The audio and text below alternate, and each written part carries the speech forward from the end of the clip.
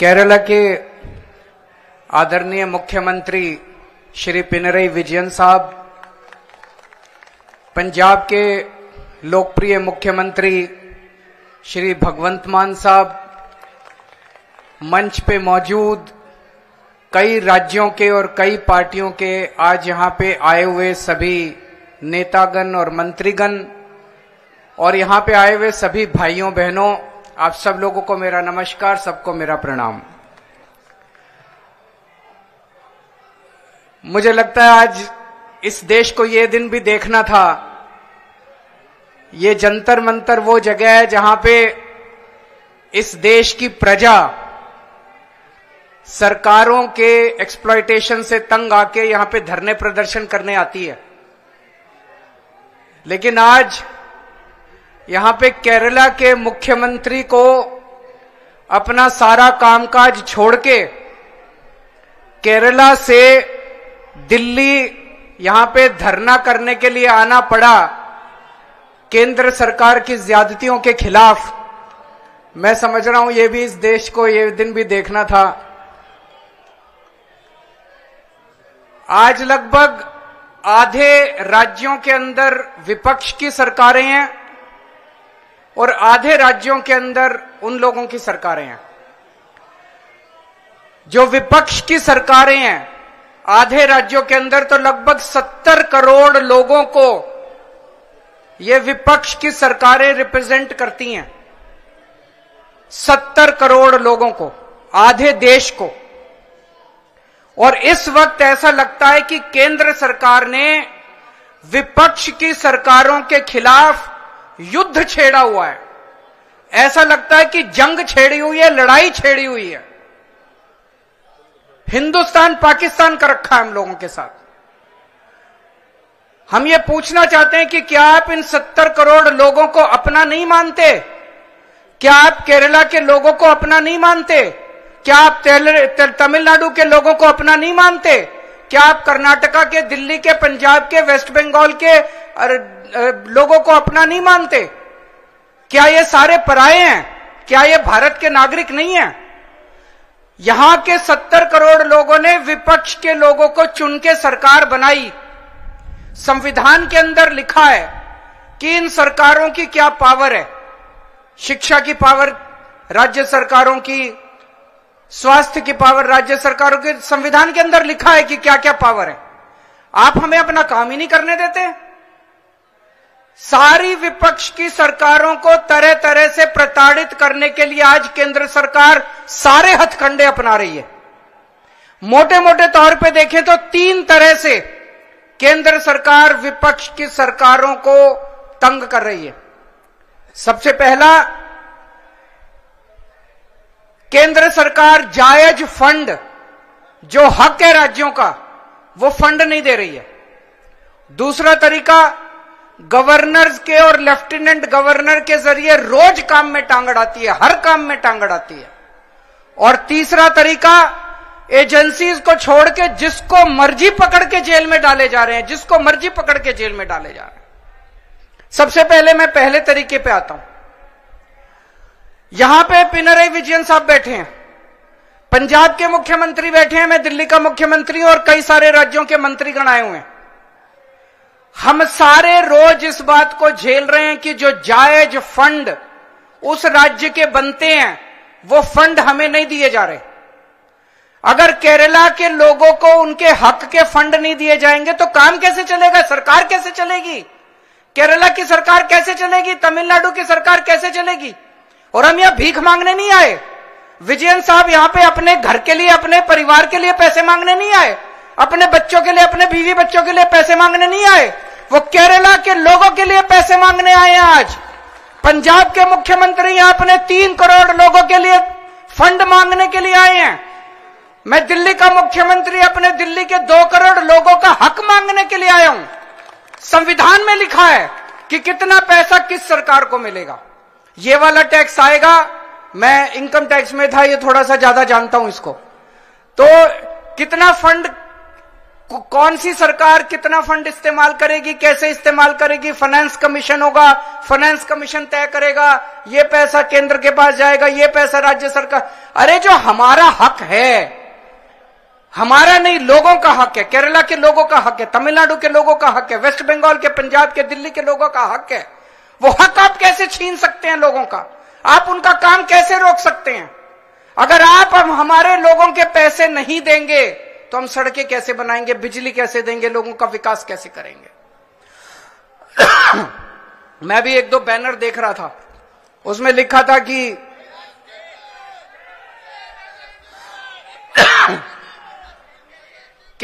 केरला के 8400 करोड़ रुपए रोके हुए हैं। और मान साहब से मैं थोड़े दिन पहले बात कर रहा था, पंजाब के भी 8000 करोड़ से ज्यादा फंड रोके हुए हैं। अब एक एक फंड, अभी पंजाब सरकार थोड़े दिन पहले सुप्रीम कोर्ट में गई कि हमारा पैसा रिलीज नहीं कर रहे, आरडीएफ का पैसा, आरडीएफ लगभग 4-5 हजार करोड़ बनता है, 5500 करोड़ रुपया आरडीएफ का, रूरल डेवलपमेंट फंड का पैसा इस्तेमाल रिलीज नहीं कर रहे। केरल भी गया, सुप्रीम कोर्ट की हेयरिंग अब अगले हफ्ते फिक्स हुई है और तुरंत केंद्र सरकार से फोन आ गया, आइए बैठ के बात करते हैं। तो हम छोटी छोटी बातों के लिए सुप्रीम कोर्ट जाएंगे क्या? ये क्या बदतमीजी है? आप अपना काम क्यों नहीं करते? हम हर चीज के लिए सुप्रीम कोर्ट के पास और भी तो बहुत काम है। सुप्रीम कोर्ट भरा हुआ है केसेस से, जनता के केसेस से। हम अपने फंड लेने के लिए भी, हमें फंड लेने के लिए जंतर मंतर पे आके बैठना पड़ेगा। आप लोगों को जान के ताज्जुब होगा, दिल्ली के लोग मिलके साल में 2 लाख करोड़ रुपए का इनकम टैक्स देते हैं, 2 लाख करोड़। और उस 2 लाख करोड़ में से बदले में दिल्ली के लिए हमें कितना पैसा मिलता है, गेस कर सकते हैं आप लोग? 2 लाख करोड़ रुपए हम केंद्र सरकार को देते हैं दिल्ली के लोग मिलके इनकम टैक्स में, और उस 2 लाख करोड़ में से दिल्ली के लोगों को एक साल में 325 करोड़ रुपए मिलते हैं। इतना तो अंग्रेजों ने भी नहीं लूटा होगा 100 साल में जितना ये लोग लूट रहे हैं। ये तो हद हो गई है। तो कपिल सिब्बल साहब का स्वागत है। दूसरी चीज, गवर्नर्स और लेफ्टिनेंट गवर्नर्स के जरिए ये जिस तरह से सरकारों को तंग कर रहे हैं, संविधान के अंदर साफ साफ लिखा है कि ये हमारे सब्जेक्ट्स हैं। उन सब्जेक्ट्स के अंदर भी रोज गवर्नर हर राज्य के अंदर टांग अड़ा रहे हैं। सबसे इंटरेस्टिंग तो अभी पंजाब के अंदर हुआ। पिछले साल पंजाब सरकार ने बजट सेशन, अपनी असेंबली का बजट सेशन कॉल करने के लिए गवर्नर के पास फाइल भेजी। गवर्नर ने बजट सेशन करने की परमिशन नहीं दी। सोचिए, एक चुनी हुई सरकार, फुल स्टेट, उसका मुख्यमंत्री, उसकी कैबिनेट प्रस्ताव पारित करके कहती है कि हम फलानी तारीख से बजट सेशन बुलाएंगे और उसमें राज्य का अगले साल का बजट पास करेंगे। गवर्नर ने बजट सेशन की भी परमिशन नहीं दी। अल्टीमेटली सुप्रीम कोर्ट जाना पड़ा। सुप्रीम कोर्ट ने गवर्नर को खूब लताड़ा। लेकिन प्रॉब्लम यह है कि इनको लताड़ का, गाली गलौज का, इनको सुप्रीम कोर्ट रोज लताड़ता है इन लोगों को, इनको कोई फर्क ही नहीं पड़ता। तो इस तरह से दिल्ली के अंदर तो आप सब लोग देख ही रहे हैं कि हर काम के अंदर किस तरह से लेफ्टिनेंट गवर्नर हर काम के अंदर, छोटे से छोटे काम के अंदर टांग अड़ा रहे हैं। और तीसरा तरीका है ईडी। यह अब इनका एक नया हथियार आ गया, ईडी। अभी तक इस देश के अंदर यह कानून होता था कि अगर आपने कोई क्राइम किया तो उसकी जांच होती थी, फिर उसमें मुकदमा चलता था। मुकदमे में तय होता था कि कौन कौन दोषी है, कौन कौन निर्दोष है। जो दोषी है उसको सजा मिलती थी, वो जेल जाता था। मुकदमे के बाद, मुकदमा खत्म होने के बाद आदमी जेल जाता था जिसको दोषी माना जाता था। अब ये अब तय कर लेते हैं कि इसको जेल भेजना है, तो उसको पकड़ लेते हैं, उसको जेल में डाल देते हैं। फिर सोचते हैं अब इस पे क्या मुकदमा करें, इस पे क्या केस बनाएं। फिर ये केस बनाते हैं और केस बनाने के बाद फिर वो तब तक जेल में रहता है जब तक कि मुकदमा पूरा ना हो जाए और वो निर्दोष साबित ना हो जाए। हमारे देश के अंदर 15-15 साल लग जाते हैं मुकदमे पूरे होने में। तो 15-15 साल किसी को भी पकड़ के जेल, यह भी पीएमएलए जो कानून लेके आए उसमें ही लिखा है कि जब तक उस आदमी को, किसी को भी पकड़ के जेल में डाल दो और जब तक उस आदमी का मुकदमा पूरा नहीं हो जाता, वो निर्दोष साबित नहीं हो जाता, तब तक वो जेल से बाहर नहीं आएगा। ये तो बहुत खतरनाक है। अभी हेमंत सोरेन साहब को इन्होंने जेल में डाल दिया, अभी तक उनके ऊपर कुछ भी साबित नहीं हुआ है, अभी उनके ऊपर मुकदमा नहीं चला है, अभी मुकदमा शुरू भी नहीं हुआ है, अभी जांच चल रही है। लेकिन अगर मुकदमे को 15 साल लगे तो हेमंत सोरेन साहब 15 साल जेल में रहेंगे। और ये तो किसी को भी कर दें, कल मुझे पकड़ के जेल में डाल देंगे, विजयन साहब को पकड़ के जेल में डाल देंगे, स्टालिन साहब को पकड़ के जेल में डाल देंगे, सीतारामैया साहब को पकड़ के जेल में डाल देंगे, सुखविंदर जी को, किसी भी को भी पकड़ के जेल में डाल देंगे और सरकार गिरा देंगे। हेमंत सोरेन साहब को जेल में डाला, उसके बाद 48 घंटे तक ये लोग तोड़ने की कोशिश करते रहे, जेएमएम को तोड़ देते हैं। ये तो भगवान का भला और जेएमएम वालों का महान है, जेएमएम वाले जो टूटे नहीं इनके सामने। तो ये अब ये किसी भी को भी पकड़ के जेल में डाल देंगे, उसकी सरकार तोड़ देंगे और फिर अपनी सरकार बना लेंगे। ये क्या है? ये क्या चल रहा है इस देश के अंदर? कह रहे हैं केजरीवाल भ्रष्ट है। मैं पूछना चाहता हूं, मैंने दिल्ली में बिजली सस्ती, बिजली फ्री कर दी दिल्ली के अंदर, मध्य प्रदेश में, गुजरात में, उत्तर प्रदेश में सबसे महंगी बिजली मिल रही है देश में। तो बिजली फ्री करने वाला चोर है कि बिजली महंगी करने वाला चोर है? दिल्ली में मैंने सबका इलाज मुफ्त कर दिया, चाहे गरीब हो चाहे अमीर हो, सरकारी अस्पताल में चले जाओ, सबका दवा दारू सब फ्री। मध्य प्रदेश में, गुजरात में, उत्तर प्रदेश में चले जाओ, इतना महंगा इलाज, सरकारी अस्पतालों का बेड़ा गर्क कर दिया इन लोगों को। मैं पूछ रहा हूं, लोगों का इलाज फ्री करने वाला चोर है कि लोगों का इलाज महंगा करने वाला चोर है? किसी को भी पकड़ के चोर चोर चोर चोर चिल्लाना चालू कर देते हैं लोग।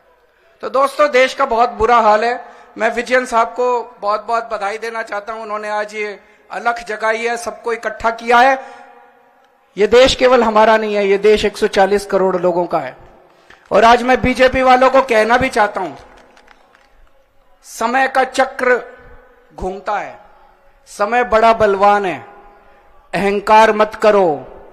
भगवान ना करे कल समय का चक्र जब घूमेगा और तुम इधर होगे और हम उधर होंगे, कहीं ऐसा ना हो कि यही कानून तुमको खाने के लिए दौड़े उसके बाद। जय Hind. Punjab, he was a Lok Sabha member, a versatile personality, a singer, an artist. He succeeded in making the governor to run away from Punjab. The valiant fighter, Bhagwat Maan. बहुत बहुत धन्यवाद। सबसे पहले honourable chief minister of Kerala Shri Vijayan ji, मैं उनका बहुत धन्यवाद करता हूं कि उन्होंने आज संविधान को बचाने के लिए, डेमोक्रेसी को बचाने के लिए, फेडरल स्ट्रक्चर को बचाने के लिए एक पहल की है। हम सबको यहां बुलाया है। हमारे लिए, हमारी पार्टी के लिए ये जगह बेगानी नहीं है। हमारी पार्टी पैदा ही यहां से हुई थी, जंतर मंतर से। तो जैसा कि हमारे पार्टी के नेशनल कन्वीनर और क्रांतिकारी नेता श्री अरविंद केजरीवाल साहब ने कहा कि यह दिन भी देखना था कि मुख्यमंत्री बनने के बाद भी यहां आना पड़ रहा है। हमें अपने अपने सेक्रेटरिएट में होना चाहिए था, हमें अपने अपने ऑफिसेज में होना चाहिए था। पॉलिसीज, बजट के दिन चल रहे हैं, बजट बना रहे होते हम लोग। अब कहां इनसे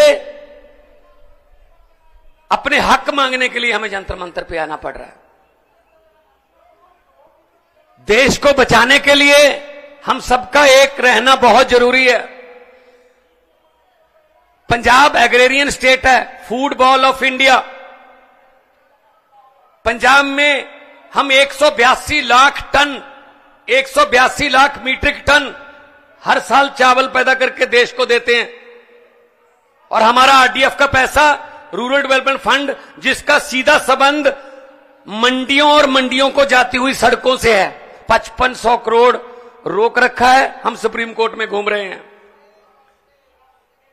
हमारे गवर्नर साहब हमारे सेशन को इलीगल कह देते हैं, कि जो सेशन चल रहा है इलीगल है, हमको सेशन बीच में बंद करके माननीय श्री चंद्रचूड़ जी के पास जाना पड़ता है, फिर पहली पेशी में वहां मान जाते हैं हाँ जी लीगल है, जो कहोगे। भाई पहले ही मान जाते, हमारा काम क्यों रोक रहे हो आप लोग? मतलब पंजाब में बीजेपी इज नो वेयर। 117 में से 92 हमारे एमएलए हैं, बीजेपी के 2 हैं। चाहे तो स्कूटर पर बैठकर भी विधानसभा आ सकते हैं वो, लेकिन यहां वो अपोजिशन में नहीं है, वहां गवर्नर अपोजिशन होता है। वो हर रोज कोई ना कोई चिट्ठी निकालता है। मैंने कभी नहीं देखा कि गुजरात के गवर्नर ने किसी मुख्यमंत्री को चिट्ठी लिखी हो, उत्तर प्रदेश के गवर्नर ने कोई चिट्ठी लिखी हो, नहीं। तमिलनाडु का गवर्नर लिखता है, केरला का। और जब हमारे पक्ष में फैसला आया माननीय उच्च न्यायालय का कि गवर्नर जो है वो सिलेक्टेड है, इलेक्टेड राज करेंगे डेमोक्रेसी में, आप रोक नहीं सकते, डिक्टेट नहीं कर सकते, आप जो है किसी बिल पर बैठ नहीं सकते, या तो वापस गवर्नमेंट को भेजो या राष्ट्रपति को भेजो या साइन करो। यही चीज लेके केरला की सरकार वहां गई सुप्रीम कोर्ट में। सुप्रीम कोर्ट ने क्या कहा कि हमने परसों, जब इनके वकील को कहा कि परसों हमने पंजाब का एक फैसला दिया था, वो पढ़ के मेरे पास अगले हफ्ते आ जाना। अगले हफ्ते उनका पढ़ लिया, यही फैसला केरला में लागू होगा। हमें सुप्रीम कोर्ट में बात में सुप्रीम कोर्ट में जाना पड़ रहा है। अभी आपने देखा होगा डेमोक्रेसी का हाल चंडीगढ़ में। 36 पार्षद हैं, उसमें इंडिया अलायंस के 20 हैं, इनके 16 हैं, including member parliament of Chandigarh. तो इनके 16 के 16 ठीक उन्होंने वोट डाला, लेकिन हमारे 20 में से 8 को इनवैलिड वोट कर दिया कि इनका वोट गलत डाला हुआ, इनको वोट नहीं डालना आता, इन्होंने मोहर अच्छे से नहीं लगाई। अरे भाई वो पहली बार मोहर नहीं लगा रहे थे, हर साल चुनाव होता है, चौथी 5वीं बार लगा रहे थे। लेकिन जब वीडियो साहब फिर सुप्रीम कोर्ट जाना पड़ा। जब सुप्रीम कोर्ट ने देखा, सबने देखा कैसे वोटों की गिनती हो रही थी, ऐसे वो प्रिजाइडिंग अफसर, ये किधर रखूं, बीजेपी वालों के काम है, इधर रख देता हूं, फिर ये वाली, चलो ये वाली भी इधर ही रख देता हूं, थोड़ा इनको बढ़ाना। ऐसे आप मीडिया खड़ा है, ये बात ध्यान से सुन लेना और टेलीकास्ट कर देना अगर आपके मालिक माने तो। 36 वोट गिनने में 8 वोट कैंसिल कर दिए, ऑलमोस्ट 25% वोटों का घोटाला हो गया। मात्र 36 वोट गिनने में 25% वोटों का घोटाला कर गए। अभी मई जून में 90 करोड़ वोट गिनने हैं, चिंता इस बात की है उसमें क्या करेंगे ये। 36 वोट नहीं गिन रहे। एक 10 बाई 10 किलोमीटर का शहर है चंडीगढ़, वो हार नहीं सकते, बर्दाश्त नहीं होती हार। लेकिन पूरे देश में क्या होगा, चिंता इस बात की है। तो पंजाब अपने हक मांग रहा है, किसानों को एमएसपी का वादा करके। जब किसान आए यहां पर, पूरी दुनिया में उसकी चर्चा हुई, बड़ा आंदोलन था, पूरे देश से किसान आए। तो क्या कहा, एक दिन अचानक से प्रकट होके, एक साल बैठे रहे, 750 किसान उनकी मौत हो गई। और एक दिन अचानक से साल बाद प्रकट होके साहब बोल रहे हैं मेरी तपस्या में कोई कमी रह गई होगी, मैं ये कानून वापस लेता हूं। जी 2-2.5 साल हो गए, अब तो तपस्या पूरी हो गई, अब तो वो बातें मान लो जो कहने आए थे, वो फिर दोबारा आने के बारे में सोच रहे हैं किसान। किसी को भी ये ऐसे निकाल के फेंक दो, किसी के भी फंड रोक दो। और कुछ फंड ऐसे हैं जिसमें कहते हैं मोदी की फोटो लगाओ तो हम देंगे। मैंने कहा यार ये क्या, मतलब क्या है ये, मजाक है, फोटो लगाओ। मैंने कहा कितनी देर लगेगी फोटो, अगर मई में बदल गई तो फोटो किसकी लगाओगे फिर। और देखो ये कितना नफरत करते हैं। पंजाब कुर्बानियों का स्टेट है, 90% कुर्बानियां देश की आजादी के लिए पंजाबियों की हैं। आज भी हमारा कोई गांव नहीं होगा पंजाब का, 13,500 गांव हैं, एक भी गांव नहीं होगा जहां किसी न किसी शहीद का बुत ना लगा हो, कोई उसकी याद में गेट ना बना हो, चाहे वो कारगिल की लड़ाई का हो, चाहे आजादी की लड़ाई का, चाहे 65 का, चाहे 71 का, चाहे 62 का, कोई ना कोई शहीद है। और हर तीसरे गांव में कोई ना कोई गुरु चरण उनके चरण छो प्राप्त धरती है। और पंजाबी वतन प्रस्त हैं, देश के लिए लड़े, और ये क्या कर रहे हैं, सिला क्या दे रहे हैं। हमने 3 झांकियां 26 जनवरी की परेड के लिए दी। एक में भगत सिंह, देश की कुर्बानी, पंजाब की कुर्बानियों का इतिहास, उसका टाइटल था।